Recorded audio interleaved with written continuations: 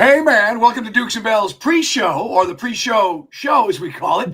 Carl is predisposed. He may jump in here in a minute. He had a doctor's appointment. Was running a little bit late. I am Mike Bell from Dukes and Bell. You see Damian Lewis over there. And Orin, he is our engineer and comedic genius, the brains of the operation, with his narcoleptic son over there. Is he going to open his eyes? Come on, little man. Can you say hi? They can see you. All right, let's go. Let's go. If you're new to the show here, we show you how we make the donuts. Yeah, I don't like children anyway. I was just being polite. Today, we're going to be up at Falcons camp, guys. We move it back a day because of the Falcons Monday Night Football against the Buffalo Bills. So it'll be Carl and I talking to Coach Raheem Morris. We'll have a player guest. We'll let you know who that is coming up after 2.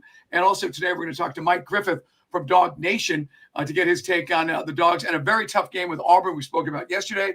And then, of course, we're going to get to B-Mac also, right, Dede? He's a day early because he's on the road with CBS Sports. So 2-time Super Bowl winner and a former Steeler and Knoll, Brian McFadden's on the way. So what are we talking about today, Dede? Oh, first of all, man, I really wanted to know, man, when you guys have your conversation with Coach today, in regards to Monday night, man, what do you kind of need to hear from Coach Raheem Morris that will really kind of, help with your confidence level of this team being able to get out of the bins on Monday with a win? I mean, if he can give me some definitive word on AJ Terrell's condition, that would boost my spirits, if I'm honest, because if we're going to do some of the things, and I think we've sort of compared and contrast how Vrabel and the Patriots defense approached trying to stop Buffalo. I think we talked about a lot of man-to-man, and are we as comfortable in that man-to-man type stuff? You need AJ Terrell if you're going to pull that one off to let our other guys kind of, not spy, but keep an eye on Josh Allen. But yeah, I think it's more about the health. Is Darnell Mooney 100%? Otherwise, I want to see if Casey Washington can step up his role. And we've been begging for more Kyle Pitts. After spending 2 years saying what Kyle Pitts is or isn't, I'd love to see more Pitts. Coach kind of gave us a hint of what I think he's going to tell us, Day and Orin, when he said, talking about the identity. D-Led had an article today in the AJC. Thanks, Mike and Carl. Basically saying that the identity is a run-first team, which is cool. I mean, but things from the passing game have to spin off of that. Yeah. And with that being said, like you said, I guess with that being said, knowing that they want to establish the run, how creative does Zach Robinson have to be? Yes, as in super creative, as in, I love what I saw, last time we saw them against the Commanders. I said yesterday on the air that some Falcon fans are still kind of, because of that Carolina game. By the way, thanks to everybody who showed up at Buffalo's. We joked around that Buffalo's up in Hiram is 10 minutes from everywhere. And literally everybody who showed up was 10 minutes from there. But we had a great crowd, and it's so nice seeing some old friends and meeting some new faces. But a lot of Falcon fans that were there yesterday, talking about, some of the things we've gotten into. This team is still a bit of a, not mystery, but, I think if there's an identity, it is towards the run game. I think a fast and physical, God, I hate to use that phrase after all those years of Dan Quinn defense. But, this is a game where the defense, I think you got to lean into it. I think all those guys we drafted, the guys we've been praising, like we've been killing, I got to be honest, Terry Fontenot for a couple of years, not liking, some of these draft picks. I think this last 2 years, the defensive players are coming to their own. This is a game where they need to show up. Pierce and Rukarororo and Jalen Walker, and I just want to see these guys have an impact.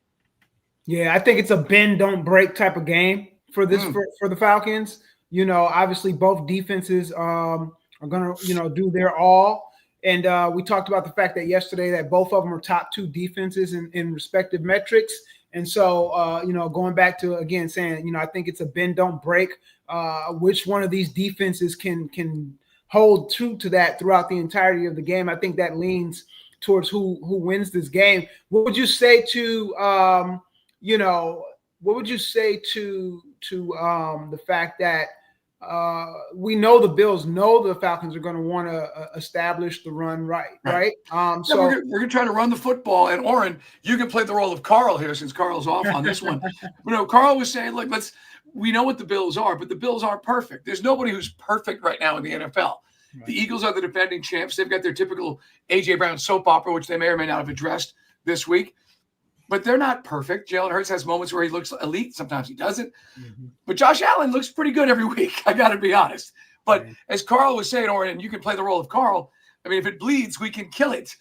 Josh is going to get his, but there's things we can do to them. Right. Yeah, on both sides of the football, too. And We know their receivers aren't exactly the most elite. We got to watch out for Dalton Kincaid. Dalton had a 100-yard game last week, but this isn't a name group that, I mean, Khalil Shakir is probably like Josh's most like trusted kind of third down, dump down kind of guy. But like it's the second play that everybody's been talking about, not the first play with Josh, but the second play. If you keep him contained in the pocket and you cover well, I mean, there aren't playmakers around. Josh makes everybody better on that team. So if you can find a way to contain him. Sorry, cut you off. Keon Coleman's a big athletic receiver. They kept him out. We found this out the other day. He missed the first series because apparently there was a disciplinary thing. Maybe he missed a team meeting or was late for something. But either way, McDermott runs a tight ship, so that's why he wasn't out there for the first series. But he's athletic. You know, he can also make some plays. Which makes you, yeah. No, my bad. Oh, I was just gonna say, it does kind of reiterate the fact that we need to see. I think AJ is going to be, you know, him being back is key. You know, facing these guys. Well, Coach Morris yesterday speaking with the media, you know, on Josh Allen, he's a big man. He is a problem everywhere. So I mean, it's not like we're going to put our head in the sand. I mean, you know what you got to do. James Cook, I think it was Collinsworth on the Sunday night broadcast, was saying, if anything, they could use him a little bit further downfield, the kind of way we've been using Bijan. I hope they don't use that experiment against us to Orange Bowl, right, and make him a more dynamic playmaker in the passing game. But he's got that capability. Yeah, which sucks for me because I got Keon Coleman and James Cook on two different fantasy teams. Yeah, you're looking for a bad week, but a good week, huh? Yeah, it's like, how's that pie get divided, right? Right. Yeah. But let me ask you guys this: we want the win. We all believe the Falcons can get the win. For whatever reason, we don't. But the Falcons make this game competitive all the way down. Oh no, you didn't. Oh no, you didn't. Look, we got to sometimes play devil's advocate. Don't put that evil on us, Day. How do you feel walking away if that's kind of the outcome? Well, I mean, there's ways of getting beat. If it's a close game and they make a super athletic play, or the refs screw us like they did against the Chiefs last year, you know, then you come in to work on Tuesday and you're upset. But as long as the first things don't have any kind of a collapse. Okay, I think I'd like to think, but I don't know definitively that the Carolina game is the outlier. Right? But that's when we only played 4 games. So a quarter of your football, you sucked. Okay? That's undeniable. That's out there. So, but if we go into this 3-2 or 2-3, I think most Falcon fans felt it could be literally a toss-up. But 2-3, and you play Buffalo and respectful, you know, it's a close game is one thing. But then we got no cakewalk. We got at San Francisco. You know, we just talked about how Shanahan continues to make lemonade out of whatever he's got to deal with offensively with those lemons. You know, look what he's doing, you know, right now with Mac Jones. Who? Mac Jones. So the Dolphins, I think most Falcon fans would say that's a winnable game. You're going on the road, and then you got the European thing with the Colts. So we feel this next stretch is a little bit easier than those first 4. But I'm with you. I think you make a lot of converts in this town, you know, if we get it done. But if we lose, I think there's probably half of Falcon fans expect us to lose this game in the first place. Shame on I hate to say that. To your point, Day, it's not so much if you lose, it's how you lose. Right. Like say, for instance, you play a really good game defensively, which could very well happen, but let's say the offense kind of reverts back to what it looked like versus Carolina. Are you going to be comfortable going into the next week knowing that, hey, the same problems that maybe reared their head a couple of weeks ago that we thought were fixed in the Commanders game and that we had a bye week in between kind of came back up again too. So I think you coming out of a bye, I would feel much more comfortable if it was a more complete ball game. I think everybody would if it wasn't a loss. Right. But so, guys, you don't want to see one side of the football look substantially worse. Right. So hopefully it's complimentary football. We're playing physical, and the passing game opens up, and Pitts has a big day. And most of us, I think, all agreed. Carl brought this up on Monday, or I think Tuesday. We talked about wishing that Buffalo had not been beaten, you know, by New England, and they came in here with a little confidence, a little cocky, and then maybe they're right for the picking. But the Patriots exposed some things that we're going to try to do, which means their coaching staff's going to try to correct those. All right, guys, I'd be remiss because we're going to be at Falcons today. We will talk to Coach Raheem Morris, player guest Wes Drewham. I said Wes Drewham. We call him Wes Drewham. It's an old story. Our B103 voiceover guy called him Wes Drewham, so it's not Durham, but you get the idea. He'll join us as well today. I'd be remiss if I didn't mention the Day. Sorry about your Yankees. I knew it was coming. Hey, man. Yeah. And hey, was that Aaron Boone's last game as Yankee manager? I don't know, but they asked him about that. Funny enough, and I was watching the presser this morning, and he was like, "Well, I got I forgot how long he said. I got a such and such contract, so I'm like." Yeah, you don't sound too confident in yourself, buddy. So, right. But hey, it is what it is. I was actually more so entertained by the Las Vegas Aces WNBA game. Something I know you probably did not. Too. I was watching the freaking Dodgers and the Phillies. The hell, I mean, all due respect. I mean, maybe you. And for those who don't know, Day is my conduit to the WNBA. No, I was watching Kershaw. That apparently Dave Roberts didn't have a left hand. Their other lefty wasn't in the ballpark.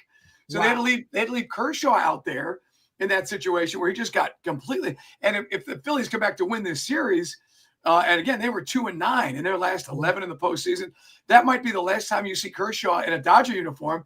And it was brutal. It was bad in practice.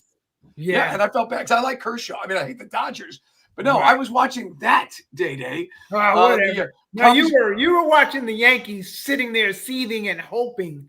Yeah, but it was fun. Oh, weren't we all? And I know Orin will pull the audio today for us and find it. Where on, I guess I want to say that was the TBS post game or Fox Sports, whatever one is, FS1, where they've got David Ortiz and Vlad Guerrero going, the Yankees loose, the Yankees loose, and so that we'll play that and that'll be fun. I enjoyed. Did you guys see where they afterwards they had a caption stunting like my Vladdy. Playing off the Stunting Like My Daddy song by Cash Money. I was like, oh my God. Hey man, I mean, look, I don't know if it helps, if it moves the needle. Imagine if you had a Seattle-Toronto, exhibition with that. They came in Major League Baseball in the mid-70s, and that's your ALCS. That probably goes in the ratings. Yeah. I'm pulling for Seattle just because I like to see the underdog. They haven't been there in so long. But hey, look, Philly, we talk so much about the Braves manager situation and who's going to be the Braves manager. Are you going to try to pluck somebody from one of these teams who's still in the postseason, or are you just going to do what the Braves always do and just advance somebody from within, Walt Weiss, whatever? But it is kind of interesting because the Phillies were deader than Dillinger, and now they're turning it around. Schwarber all of a sudden gets his act together. Bryce, those guys have been just absolutely just brutal. So now with that series going back to Philly, all of a sudden, man, maybe because they were kind of doing the same thing like we went through with Bobby Cox, and we were going through with, unfortunately, with Snit. Not Snit's fault, never getting out of the 5-game NLDS. It's going to be interesting. Yeah. All right, so let's real quick. We got Thursday night football tonight. Giants, Eagles. A lot of drama really on both sides of this thing. Obviously, the Giants and Dayball, he's in the hot seat conversations, and then closed door meetings. On the Eagles side with disgruntled wide receiver. What do you guys think about this one tonight? I think, they give the ball to Saquon Barkley, mix. And that's the thing. I mean, you would think the play action and mixing in are just, I know Eagles fans bellyache sometimes about Jalen Hurts, but the disconnect with AJ, I will say this. I do think that it's kind of interesting. They had their conversation. They hopefully kind of work things out with AJ Brown. And so avoid that kind of soap opera. But here's the thing. Even if the soap opera continues, they had the same thing last year and they won the Super Bowl. When you have the greatest running back, maybe next to Bijan's creeping up on him, but of this current generation, I think he's surpassed Derrick Henry where he is. You got to use him. But to have a $32 million man being inconsequential in your offense doesn't make sense either. Probably the right game for him to get in the mix.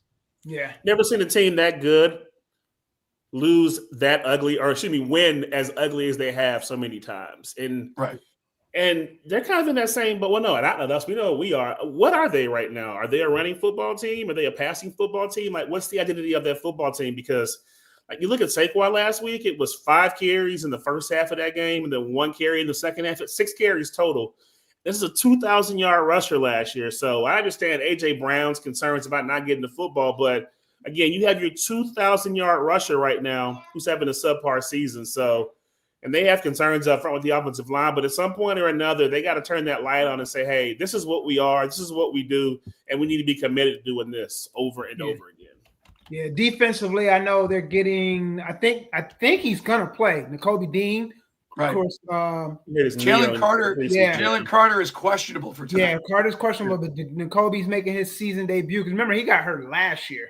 Right. So I know defensively that's a plus for them. So I just wanted to see what you guys thought about that one. But With that, and the Giants, and said, you get to see Jack's Hart. He cut you up there. You'll see Jackson Hart, so you get to see what Jackson. That's true, because I really haven't seen him. So, with that being said, too, just wanted to give you guys a heads up because I don't want the number to change on me. I am going to take Colts 7.5. Okay. Oh boy. All right, going to take Colts 7.5 against the Cards, and I'm going to take the Buccaneers. We were talking about the 49ers coming up for the Falcons. I'm going to take the Buccaneers 2.5 over the 49ers. Are they at home? I like that. Yeah, Bucks are at home. Yeah, San Fran coming east. I may have to steal that one from you, Day. So Danny won't be with us, so he's got to throw the picks in too. You like the Colts? All right, man. Yeah, so those are my two. My third one's probably going to be a college pick. I really like the under on Alabama, Missouri. Okay. I think Alabama's defense is really kind of starting to come into their own. And that's a noon game too, an 11 a.m. game. Yeah, strange atmosphere. Always kind of looks kind of funky up there. But I would say the Colts, for fantasy owners, it's a good defense to jump on in fantasy football. They've been making some moves. They're in the Yahoo format. They're like one of the top 3 defenses. Right. And Daniel Jones is one of the top 8 quarterbacks. So I had an easy week last week. Didn't even sweat it against the Raiders. So get on the Colts. I'm with Day on that one. All right, man. Hey, guys, we'll be doing our show, the real show. This is the pre-show. Carl will be with us. He was predisposed. But again, we'll talk to Coach Raheem Morris. We'll have a player guest. Going to talk to West Drewham. Going to talk to Mike Griffith of Dog Nation. So 2 to 6, we're the only radio station at Flowery Branch every week right there. So don't miss it. Thanks to Orin and Day, and we'll talk to you at 2.